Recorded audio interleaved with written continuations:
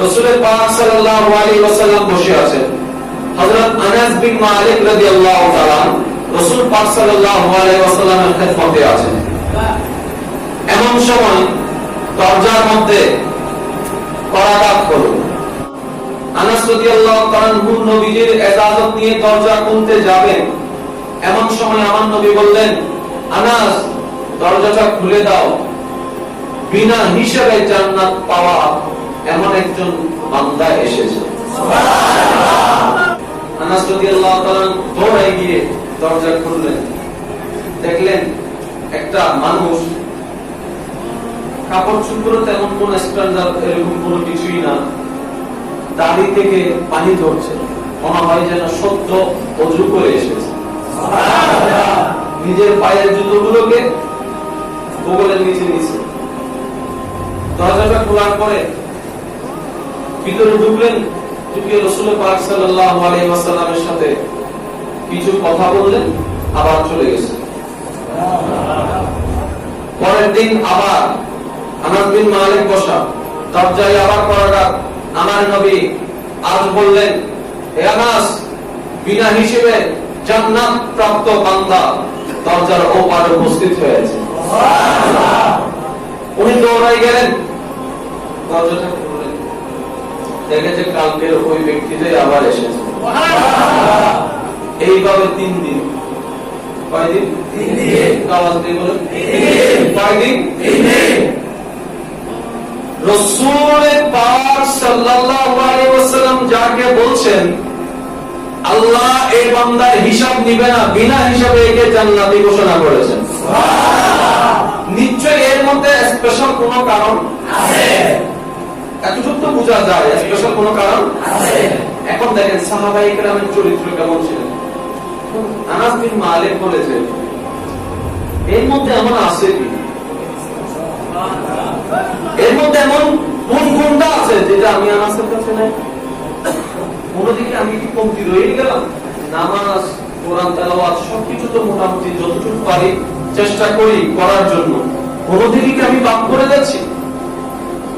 আল্লাহ সন্তুষ্টি সাহাবায়ে কেরামের এত বেশি মনোযোগী ছিলেন। আনাস বিন মালিক তৃতীয় দিন ওই ব্যক্তিটা ওখান থেকে চলে যাওয়ার পরে চতুর্থ অথবা পঞ্চম দিন, কয়েকদিন পরে বাজারে ওই ব্যক্তির সাথে আনাস বিন মালিকের সাক্ষাৎ হয়েছে। এবার আনাস বিন মালিক কি করে দেখেন, ওনাকে গিয়ে বলেন, হুজুর আপনার ঘরে আমাকে 2-3 দিন মেহমান বানাবেন, আপনার ঘরে আমাকে 2-3 দিন একটু থাকতে দিবেন? উনিও বললেন খুব সুন্দর ভাবে, ভাই সমস্যা কি, আমার ঘর মানে তো তোমার ঘর, রাসূল তো বলেছেন আল মুসলিম ওয়া আকুল মুসলিম, আমার ঘর মানে তো তোমারই ঘর, কোনো সমস্যা নেই, মুসলমান মুসলমান ভাই ভাই। ঘরে চলে গেলেন। এবার আনাস বিন মালিক ওনার প্রত্যেকটা কর্মকে নোট করতে লাগলেন, সারাদিনের প্রতিটা কর্ম উনি নোট করতে লাগলেন। কিন্তু আনাস বিন মালিক ওনার প্রত্যেক দিনের কর্মকে নোট করে আলাদা কোনো কর্ম খুঁজে পাচ্ছে না, যা ওনার মধ্যে আছে আনাস বিন মালিকের মধ্যে ওই গুণগুলো আছে। উনি নামাজ পড়ে, আনাস বিন মালিকও নামাজ পড়ে, কোরআন তেলাওয়াত করে, সবকিছু সেম টু সেম, আলাদা কিছু খুঁজে পাচ্ছে না। কয়েকটা দিন পরে যখন আনাস বিন মালিক বিশেষ কোন গুণ সন্ধান করে পাননি, শেষ পর্যন্ত ওই মানুষকে প্রশ্ন করলেন যে ভাই তোমার মধ্যে এমন কি গুণ আছে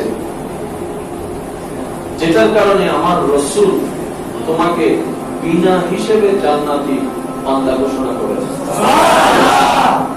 ওই ব্যক্তি বলে, কি বলো, রাসূল আমাকে বিনা হিসেবে জান্নাতি ঘোষণা করেছেন?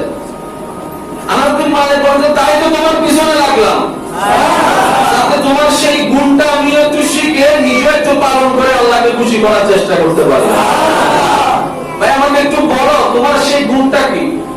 আমার মধ্যে এরকম স্পেশাল কোনো গুণ নাই, তুমি তো নিজেই দেখছো, তোমরা যা করো আমিও তা করি, আলাদা কিছু না। কিন্তু হ্যাঁ, একটা বিষয় আছে যেটার কারণে আমার মনে হচ্ছে যে আল্লাহ আমাকে বিনা হিসেবে জান্নাত দান করছেন অথবা করবেন। একটা গুণ আছে, বলছে সেটা কি? বলে যে প্রত্যেকদিন রাত্রেবেলা যখনই আমি শুইতে যাই তখনই চোখটা বন্ধ করে নিজের মনের জগতের দিকে মনোযোগ দিই। নিজের মনের জগতের দিকে মনোযোগ দিয়ে সারাদিন যতটা মানুষের সাথে যা কিছু হয়েছে আমি সমস্ত মানুষকে অন্তর থেকে ক্ষমা করে দিই। কারো প্রতি কোনো রাগ, কারো প্রতি কোনো ক্ষোভ, কারো প্রতি কোনো হিংসা, কারো প্রতি কোনো বিদ্বেষ আমি অন্তরে রাখি না ঘুমানোর আগে, এবং আল্লাহর দরবারে তওবা করে ঘুমাই। হয়তো একটা কারণে আল্লাহ পাক আমাকে বিনা হিসেবে জান্নাত দান করবেন। সুবহানাল্লাহ। ইমানদার ভাইরা একবার ভেবে দেখুন, যেই পরীক্ষালয়ে সেকেন্ডের হিসাব নেওয়া হবে, সেই কঠিন পরীক্ষালয়ে কেউ যদি বিনা হিসাবে পার পেয়ে যায় কত সৌভাগ্যবান হবে সে ব্যক্তি। আর সেই সৌভাগ্যের আসনটা পাওয়ার জন্য আহামরি কোনো কিছুই নয়, শুধু অন্য মানুষের প্রতি অন্তর থেকে মহাব্বত রাখা, মানুষের ভালো চাওয়া। গত জুমায় বলেছিলাম ইসলাম শিক্ষা দিয়েছে নিজের জন্য যা পছন্দ করো অপরের জন্য তা পছন্দ করিও।